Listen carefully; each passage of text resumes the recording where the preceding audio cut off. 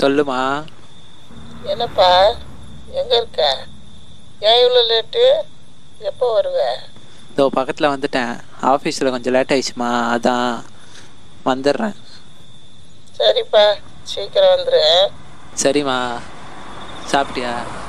சாப்பிட்டேன்ப்பா, நீ சாப்பிட்டியா? சாப்பிட்டேம்மா. நீ எனக்காக வெயிட் பண்ணாத, போய் தூங்கு. சரிப்பா, பத்திரமா வா. சரிம்மா.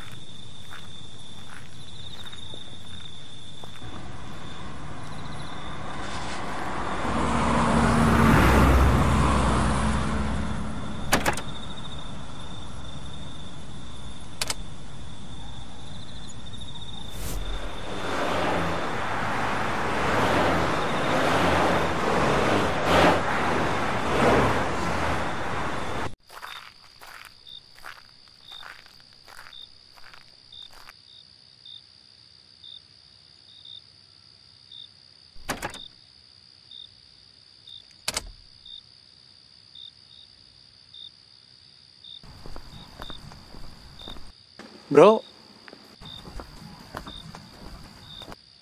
சொல்லுங்க ப்ரோ. ப்ரோ ஒரு நிமிஷம் இங்கே வாங்களேன். என்னாச்சு ப்ரோ, சொல்லுங்கள். ப்ரோ பைக் ஸ்டார்ட் ஆகலை. பக்கத்தில் மெக்கானிக் ஷெட் ஏதாவது இருக்குமா ப்ரோ? ப்ரோ பக்கத்தில் இருக்குது, ஆனால் இந்த டைமில் இருக்குமான்னு தெரில. நீங்கள் வேணா போய் பாருங்கள். ப்ரோ நான் இந்த ஏரியாவுக்கு புதுசு, கொஞ்சம் பக்கத்தில் மெக்கானிக் ஷெட் இருக்குன்னு கூட வந்து காட்ட முடியுமா? சரி வாங்க ப்ரோ போகலாம்.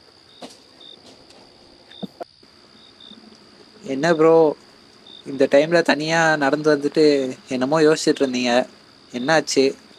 அதெல்லாம் ஒன்றும் இல்லை ப்ரோ, சும்மா தான். என்னடா இப்போ தான் பார்த்தான் உடனே இப்படிலாம் கேட்குறான்னு நினைக்காதீங்க. ஏன்னா நானும் அப்படி தான் இருக்கேன், அதான் கேட்டேன், தப்பாக எடுத்துக்காதீங்க.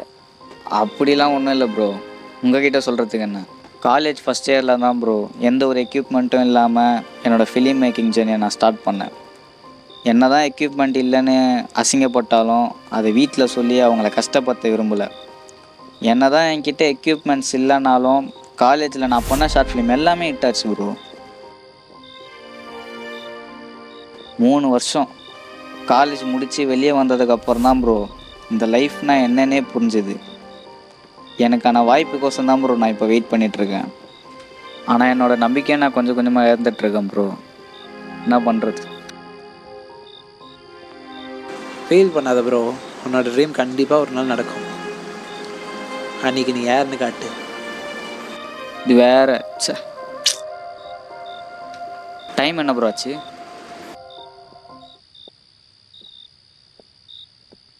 ப்ரோ நீங்கள் ஃபோட்டோகிராஃபரா? இல்லை ப்ரோ, அந்த பிக் காலேஜ் படிக்கும் போது எடுத்தது. நான் ஐடியில் ஒர்க் பண்ணுறேன் ப்ரோ. ப்ரோ இப்போ நீங்கள் விஸ்காம் தான் பண்ணீங்களா? விஸ்காம் தான், ஆனால் இப்போ கிடையாது. 2016 தான் ப்ரோ நான் ஃபஸ்ட் இயர் விஸ்காம் சேர்ந்தேன். அப்போது என் கூட ஒருத்தன் இருந்தான். அவன் கூட சேர்ந்து தான் நிறைய ஷார்ட் ஃபிலிம் பண்ணேன். 3 வருஷம் ஜாலியாக எல்லாம் கரெக்டாக தான் போச்சு. ஆனால் ஆஃப்டர் காலேஜ் எதை நோக்கி போகிறேன்னே தெரியாமல் தான் லைஃப் மூவ் ஆச்சு.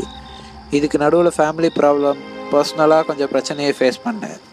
அப்புறம் எல்லா பசங்க மாதிரி தான் ப்ரோ, ஃபேமிலிக்காக பிடிச்ச எல்லாத்தையும் சாக்ரிஃபைஸ் பண்ணிவிட்டு இப்போ இந்த ஐடி ஒர்க்கை பண்ணிகிட்டு இருக்கேன். ஃபேமிலிக்காக எல்லாத்தையும் மாற்றி மறந்து எல்லாத்தையும் விட்டுட்டு லைஃப்பை எனக்காகன்னு இல்லாமல் அவங்களுக்காக வாழ்ந்துட்டுருக்கேன். காலேஜில் என் கூட இருந்த அந்த பர்சன் இப்போ எப்படி இருக்கான், என்ன ஆனான்னு எதுவுமே தெரியல. ஆனால் அவனாவது அவன் லைஃப்பில் ஒரு நல்ல பொசிஷனில் இருப்பான்னு நம்புகிறேன்.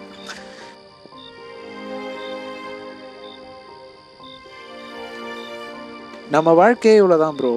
ஒரு விஷயம் நம்மளை விட்டு போயிட்டா அது திரும்ப நம்ம லைஃப்பில் வராது.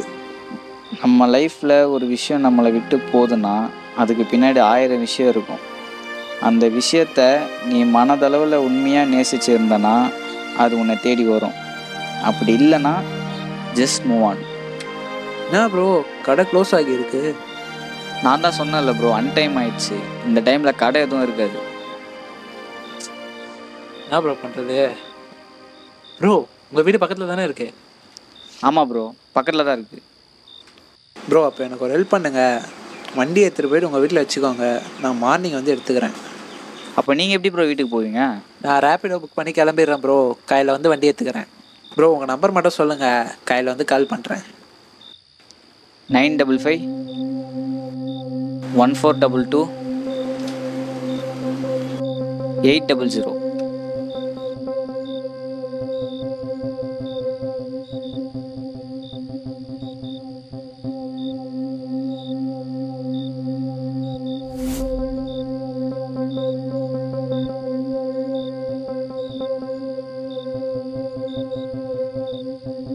ப்ரோ ப்ரோ ஓ என்னாச்சு ப்ரோ? ஒன்றும் இல்லை ப்ரோ, நான் கிளம்புறேன். காலையில் கால் பண்ணுறேன். Okay okay.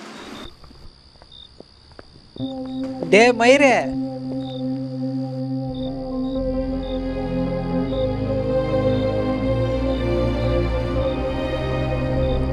டேய் டேய், நான் என்ன சாவலியாடா?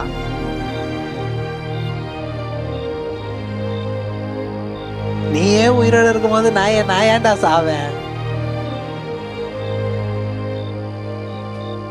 நான் தான் சொன்னல தலை, நம்ம லைஃப்பில் நம்மளை விட்டு ஒன்று போனால் அது கண்டிப்பாக நம்மளை தேடி வரும்.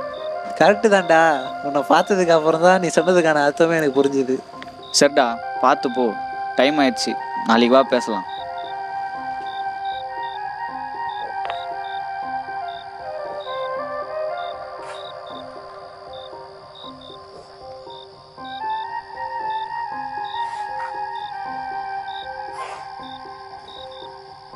காலேஜில் என் கூட இருந்த அந்த பர்சன் இப்போ எப்படி இருக்கான், என்ன ஆனான்னு எதுவுமே தெரியல. ஆனால் அவனாவது அவன் லைஃப்பில் ஒரு நல்ல பொசிஷனில் இருப்பான்னு நம்புகிறேன்.